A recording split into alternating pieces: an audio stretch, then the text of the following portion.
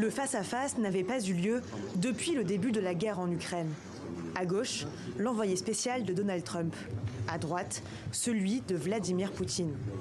Officiellement, la réunion est uniquement destinée à renouer des liens directs entre Washington et Moscou. Officiellement, du moins, car la question ukrainienne est inévitablement au cœur des discussions.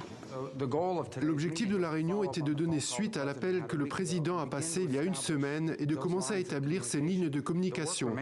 C'est la première étape d'un long et difficile voyage, mais il est important. Et le président Trump s'est engagé à mettre fin à ce conflit. En médiateur, l'Arabie saoudite, qui compte bien jouer un rôle dans cette séquence diplomatique. D'autant que Riyad partage d'importants intérêts économiques avec les deux pays.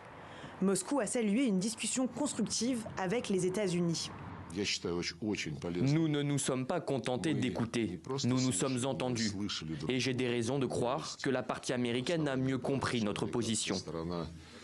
De quoi poser les bases d'une future coopération.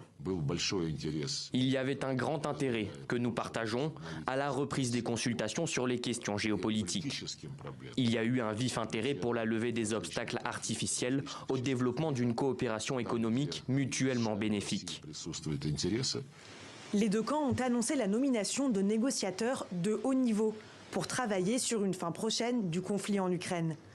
Un accord qui devrait être soutenable et acceptable pour toutes les parties, précisent les États-Unis. Volodymyr Zelensky a dénoncé une rencontre sur l'Ukraine sans l'Ukraine. Lui qui était attendu à Riyad mercredi a annoncé reporter sa venue dans 3 semaines, le 10 mars.